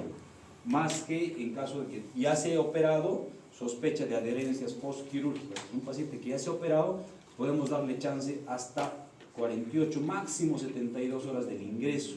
O sea, darle manejo conservador, darle mucha hidratación, metoclopramida, levosulpiride, sonda nasogástrica, incluso le puede hacer un tránsito intestinal para que pueda soltar. Y si no mejora, hay que operar. Entonces, tienes varias causas de obstrucción, las causas intraluminales, lo que está dentro de la luz.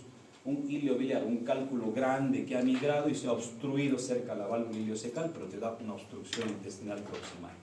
Cuerpo extraño, hemos dicho, besoares, parásitos o impacto fecal. Intramurales, más frecuente en tumores, ¿no? Neoplasias, estenosis, posisquemia, hematomas, atresias, intususcepción, enteritis o diverticulitis. Y las extraluminales de afuera, ¿no? Adherencias, hernias, metástasis, vólvulos, malrotación, páncreas anular, todo lo que esté comprimiendo el intestino puede dar igual una obstrucción intestinal. Incluso otro tumor de otra causa te puede dar una obstrucción intestinal. Entonces acá, por ejemplo, tenemos una imagen de un vólvulo de intestino delgado, ¿no? Donde hay mucho edema de pared, mucho líquido libre, sufrimiento intestinal, y encuentras pues el vólvulo, o sea, se ha rotado y ahora puedes tener un intestino viable o no viable.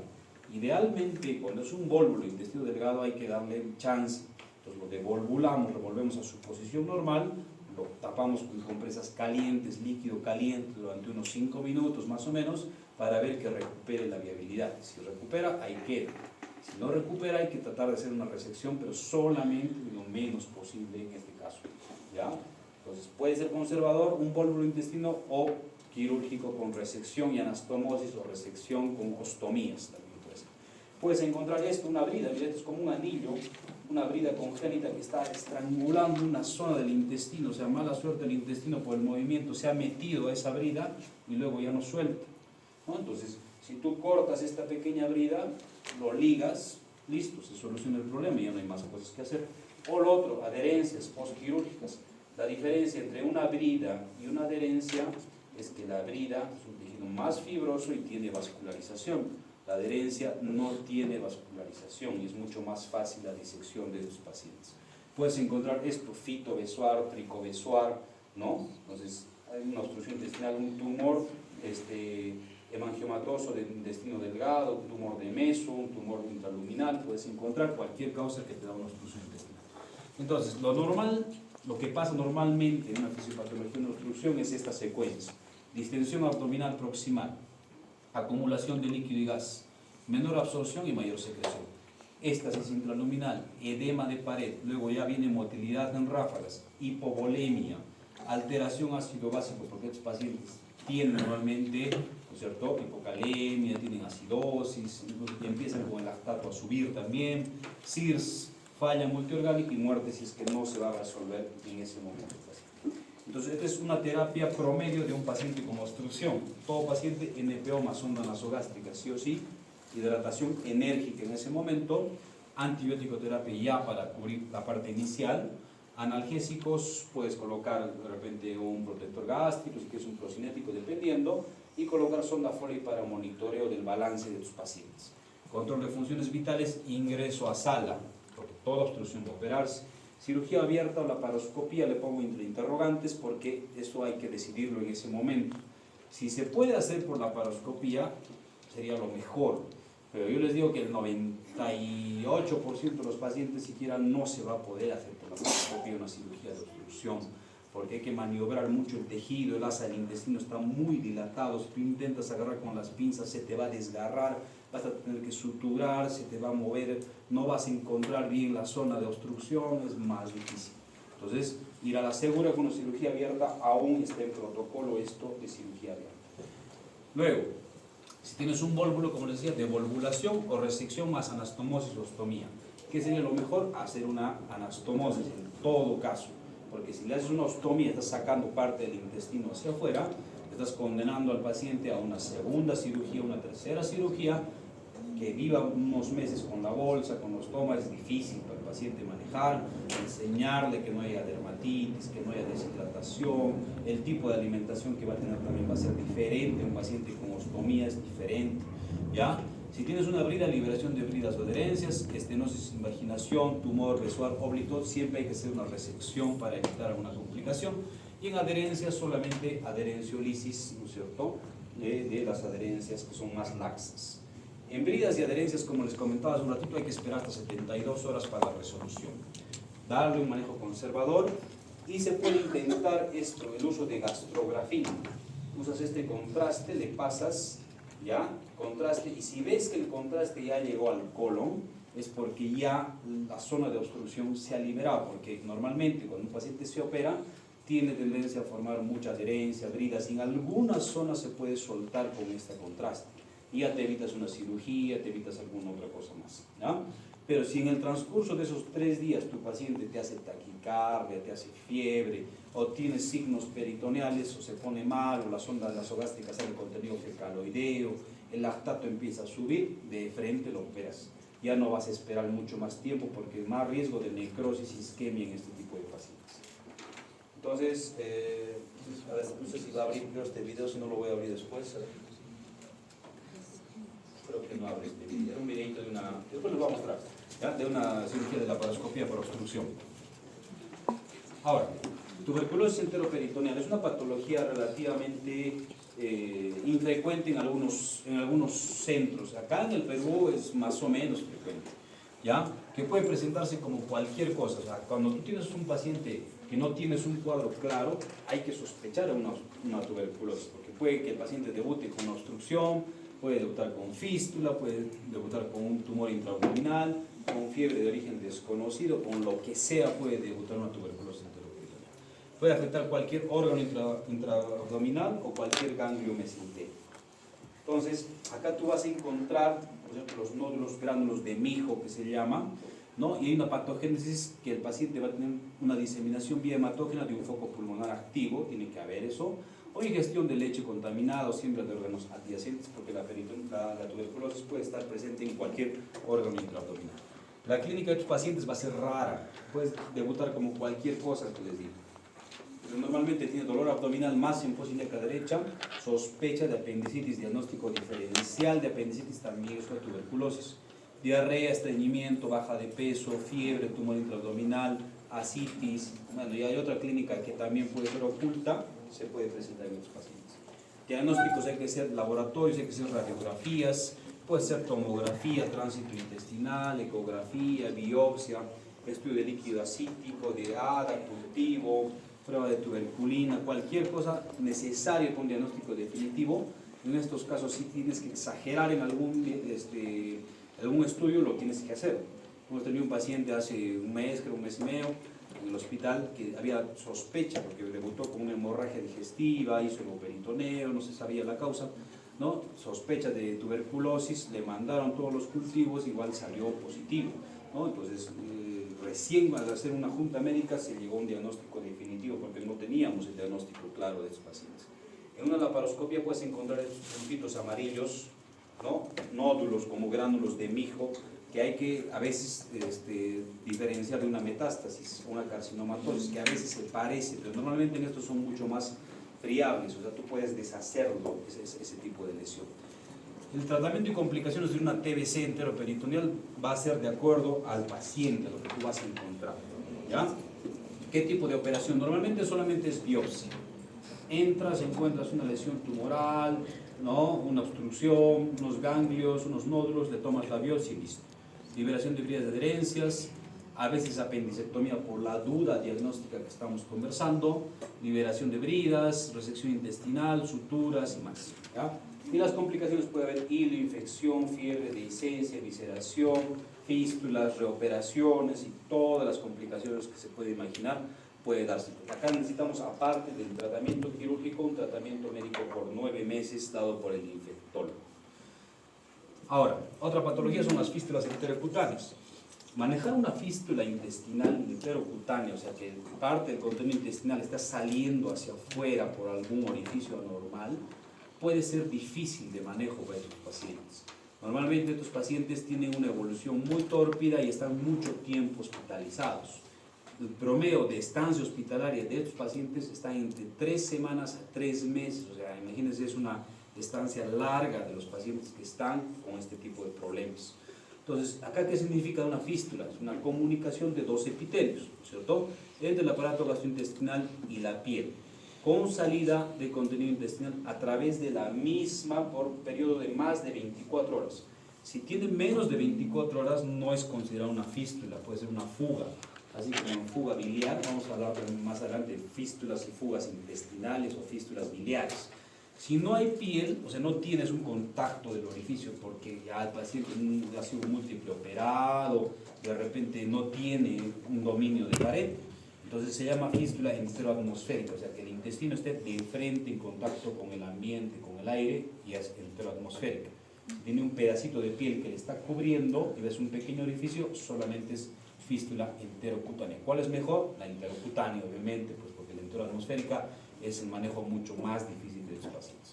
Una patología compleja de difícil resolución. Etiología puede ser muchas causas, congénitas, fístula onfalomesentérica, los pacientes que nacen pues, con defecto de pared, con el intestino ya afuera, que se hacen varias cirugías previas, pueden terminar con fístulas. Adquiridas, fístula traumática, fístulas inflamatorias como diverticulitis, apendicitis, enfermedad de Crohn, tuberculosis, fístulas neoplásticas, cualquier tumor lastimosamente puede fistulizar, fístula por radioterapia, pero las más frecuentes las postoperatorias. Un paciente que se ha operado, por ejemplo, de una obstrucción intestinal, has hecho una resección intestinal y te hace una fístula, entonces ya es postoperatoria, mucho más frecuente, hasta un 90%. Acá, por ejemplo, ves un paciente del hospital que nos llaman en la noche, ¿no? Que está saliendo secreción por la herida, y entonces lo destapamos y está saliendo todo el contenido intestinal por el abdomen. Entonces, esto es una fístula enteroatmosférica porque no tiene piel acá y te está haciendo incluso una peritonitis. O sea, la misma fístula que no está controlada te puede hacer una fístula, perdón, una peritonitis generalizada, una peritonitis localizada. Entonces puede ser un caso bien complejo que podemos encontrar en cualquier momento este paciente que ya se ha operado. Miren, ahí están los puntos, tiene sus bolsas y más. Entonces, la clasificación, vamos a ver una fístula externa, que es la comunicación entre el endotelio hacia el interior. O sea, una fístula pues, rectovaginal, puede ser una fístula vesicovaginal, ¿no? Y de otras formas también, ¿no? Son las internas. Y las externas hacia cualquier parte de la piel, ¿no?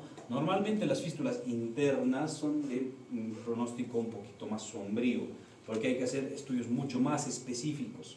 Por ejemplo, hace poco nos ha llegado al consultorio, al hospital, una paciente que le habían operado igual de una histerectomía, pero dice que después de la histerectomía pues, tenía pues, secreción fecal por la vagina, ¿no? Le vio el gastroenterólogo, le vio el ginecólogo, no encontraban nada, no se encontraba nada, le hicieron colonoscopía, histeroscopías, todo, y no encontraban, pero la paciente tenía siempre la sintomatología de que le salía pues heces por la vagina, y al final, ¿no? Pues se le hizo una resonancia y se encontró una fístula muy alta, muy compleja, entonces una cirugía también difícil en este caso de este tipo de pacientes.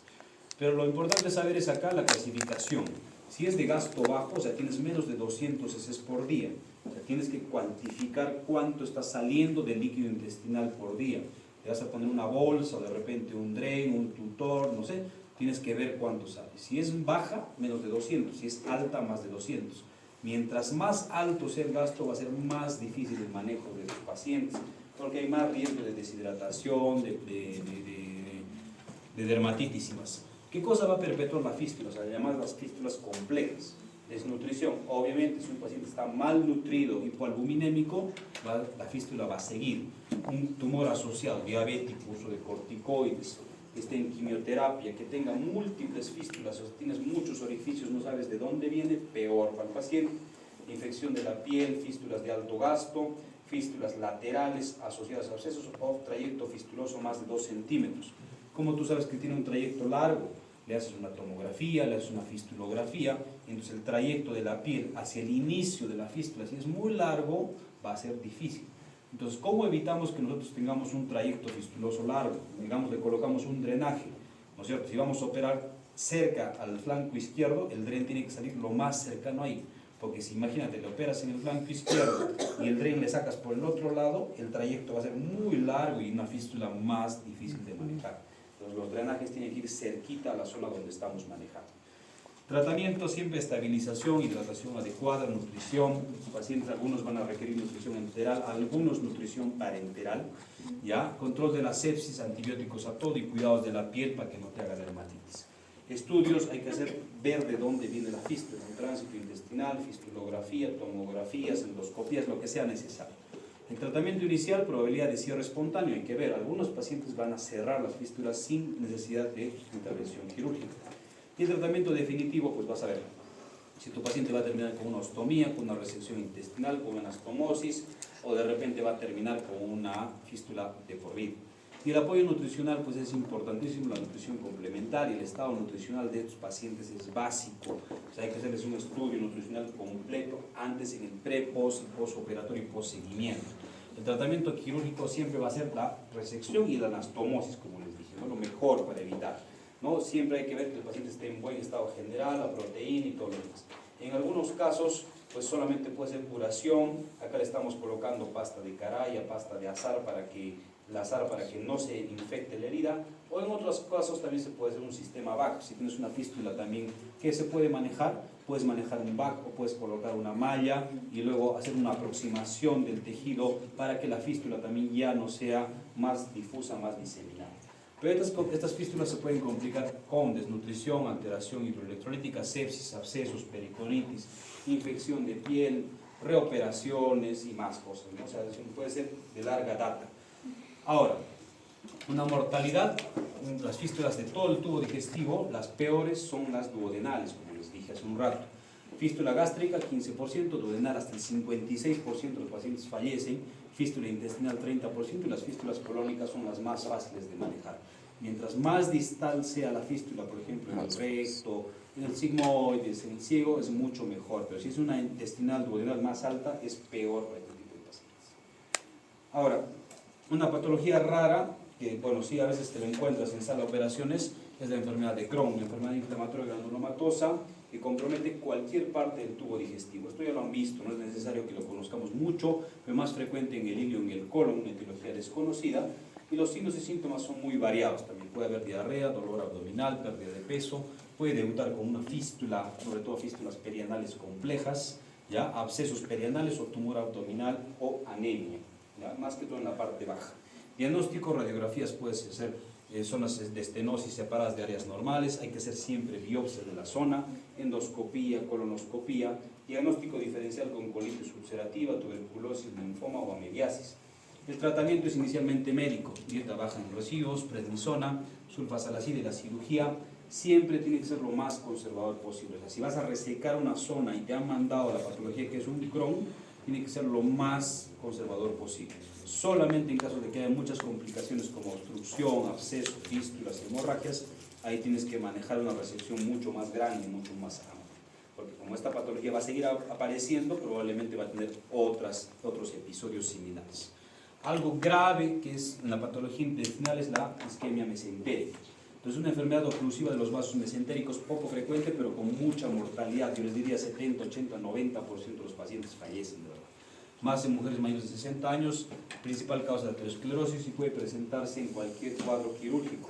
Como cualquier, puede debutar como pancreatitis sospechosa, como obstrucción intestinal, como apendicitis, como diverticulitis, como colecitis. Similar a eso encuentras al abrir una isquemia mesentérica. Entonces, tú vas a tener varias causas para la fisiopatología. Vas a tener oclusión de la arteria mesentérica, extravasación del plasma de la pared, acidosis metabólica, septicemia, obstrucción de la misma arteria mesentérica superior, y puedes tener la clasificación de aguda y crónica. Lo que nosotros más vemos es la aguda. La crónica lo ve el gastroenterólogo porque debuta siempre con hemorragias ocultas o hemorragias aisladas. En lo agudo tienes la parte arterial, que es más frecuente la embolia de la mesentérica superior, menos frecuente la trombosis de la mesentérica superior y más bajo todavía la isquemia mesentérica no oclusiva. Y en la parte venosa la trombosis venosa mesentérica. Entonces, más frecuente es la parte arterial.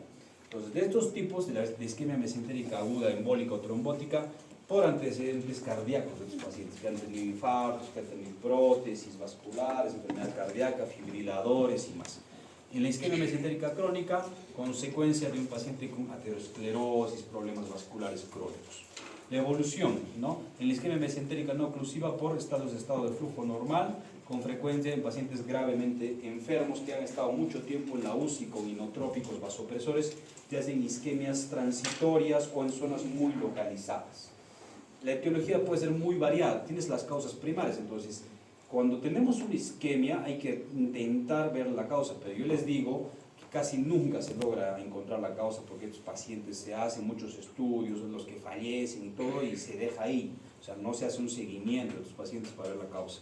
Pero normalmente te hablan de un déficit de antitrombina 3, déficit de proteína C, proteína S, trombocitosis, Post-esplenectomía, en algunos tumores o síndromes mieloproliferativos te puede dar una isquemia mesentérica. Y las causas secundarias que sí son frecuentes, como por ejemplo causas posterior a colangitis, posterior a peritonitis, posterior a perforación intestinal, pancreatitis, enfermedad inflamatoria, hipertensión portal o traumatismos en algunos casos. Ya cuando ya hay ese antecedente, ya hay sospecha, pero si no hay nada de eso, las primarias, como les digo, casi nunca se llega al diagnóstico definitivo etiológico. Entonces el diagnóstico de estos pacientes van a tener igual como cualquier cosa, diagnóstico de distensión abdominal, dolor abdominal, vómitos, diarrea, puede debutar con un shock, pero normalmente estos pacientes tienen sí leucocitosis, acidosis y tienen hiperlactatemia. Como algunos de los chicos que han rotado, hemos visto un caso de isquemia intestinal, lactato alto, malestar general, mayormente pacientes mayores de edad, ¿no?, que tienen un diagnóstico de isquemia mesentérica. La radiografía puede ser normal, puedes encontrar edema de pared. Si encuentras neumatosis o aerobilia, ya es que hay una sospecha. Si hay una perforación, también, porque una isquemia, una necrosis se puede perforar. Ecodoppler, idealmente, para ver el flujo portal. Y tomografía, vas a encontrar líquido libre o gas en la porta. Pero el diagnóstico definitivo tendrás que hacer una arteriografía de la mesentérica, que no lo tenemos a la mano. Lo que sí podemos encontrar es aire en todo el retroperitoneo. Isquemias de la misma arteria mesentérica. ¿Qué te puede dar esto? Mira, por ejemplo, acá tenemos una isquemia muy segmentaria, o sea, te da una sola zona, un paciente en el hospital, o que tienes una isquemia casi en todo el intestino, menos un pedacito. O sea, al revés de esto. Acá está solamente bien localizado y acá está totalmente difuso con una pequeña área de normalidad. Entonces puedes encontrarte isquemias muy complejas. A veces entras, encuentras una isquemia, es lo que hacen en open close, abres y cierras, ya no puedes hacer más, no se hace nada, lastimosamente ya no hay mucho que se pueda ofrecer al paciente. Tratamiento, pues monitorización, estabilización, reponer los gastos que está teniendo el paciente, ya, sonda nasogástrica, antibióticos, en algunos casos le colocamos heparina posoperatoria, ¿no?, eso por indicación del cardiólogo. ¿Ya? En algunos casos, si tienes la opción para hacer arteriografía y embolectomía, sería un tratamiento mucho más conservador para estos pacientes. Y la cirugía es la resección intestinal, solamente lo necesario, igualito, ¿no? Si no vas a poder una anastomosis, ostomía, de repente lo que se llama el second loop, abres, resectas lo necesario, solamente cierras la piel y luego lo vuelves a operar en unos 3 días para ver si la isquemia no ha aumentado. Esa es una opción también que nosotros manejamos en algunos pacientes.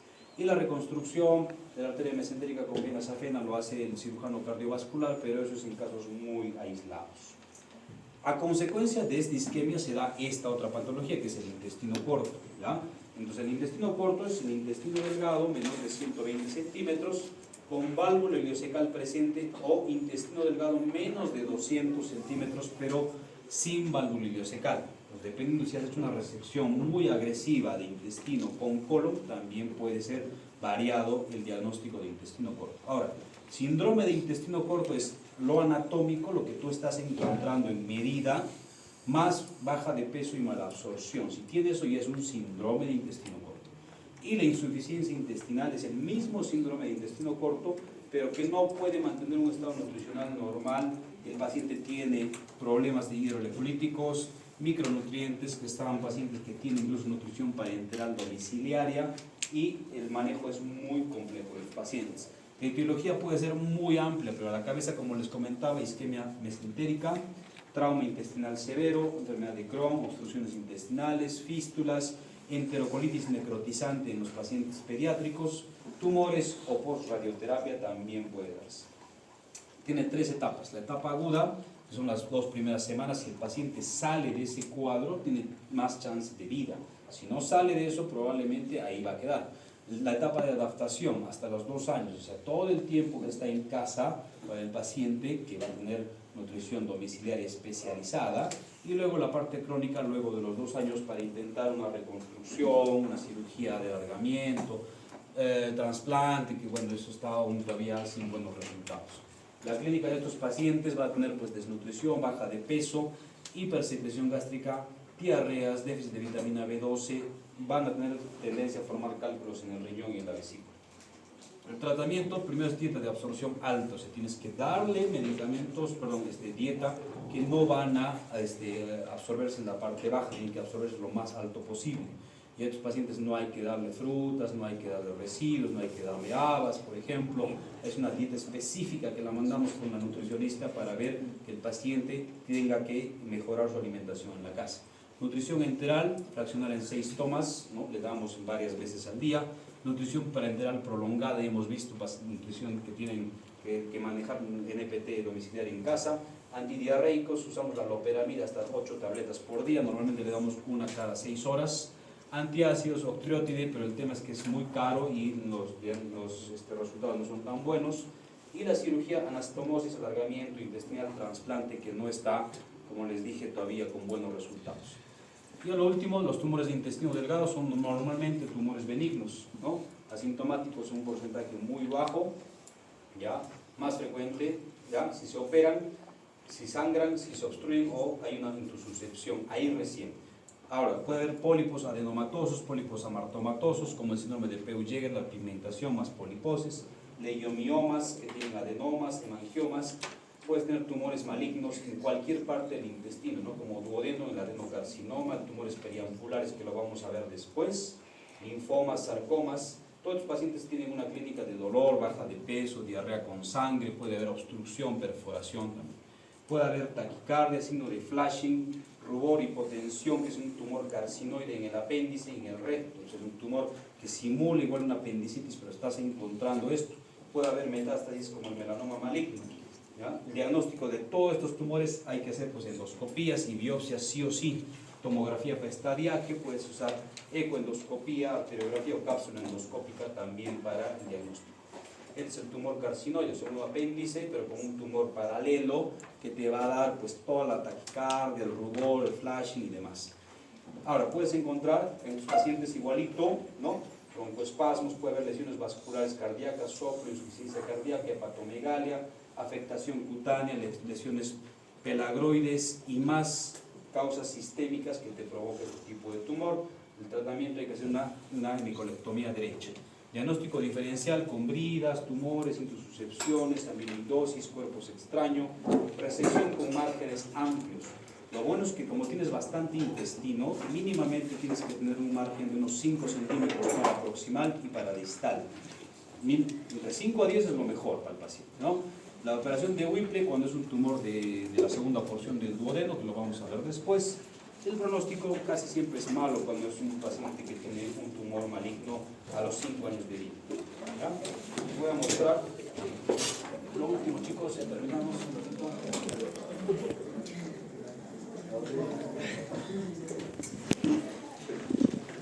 Ya, bien. Esto es una obstrucción intestinal de un paciente que se ha manejado por la laparoscopía. Como les dije, normalmente no lo hacemos por la laparoscopía, pero este paciente ya tenía antecedente quirúrgico. Estamos entrando a operar, ¿ya? A ver, vamos a ver. Estamos entrando a operar y acá se ve las adherencias. Miren, estas son adherencias de la pared. Está bien. Entonces, toda obstrucción intestinal normalmente entramos por cirugía abierta. Pero si este paciente ya se había operado, entonces le hemos dado chance para hacerlo por la laparoscopía. Le hemos colocado un solo trocar de 5, la parte de la cámara, y lo que hemos hecho es adherenciolisis. Miren, bajamos todas las adherencias con una pinza para que la zona que esté pegada a la pared, la obstrucción, se solucione. ¿Ya? Aspiramos, lavamos, con mucho cuidado podemos poner una gasa. Básicamente son adherencias más laxas, no son adherencias firmes. Si tienes una adherencia firme, lo puedes coagular, lo puedes cortar, lo puedes ligar. Aquí estamos con una pinza Roma, y luego vamos a aspirar también todo es un tejido inflamatorio hacia la pared. Eso le dará la causa de la obstrucción por adherencias. Entonces hay un poquito de sangrado, vamos a aspirar, vamos a lavar, ¿ya? Y se puede solucionar la obstrucción con una laparoscopía. No es lo normal, como les comentaba, ¿no? Son casos muy aislados que se pueden hacer. ¿Ya? Hay que estudiar y escoger bien al paciente para poder hacer este tipo de cirugías. Ahí estamos liberando las adherencias con el hook, cortando, ¿ya? Y luego termina así. ¿Ya? O sea, terminas terminas con una aspiración y le dejas un drenaje Penrose suficiente para que salga todo el líquido que tú has podido lavar. ¿Ya? ¿Sí?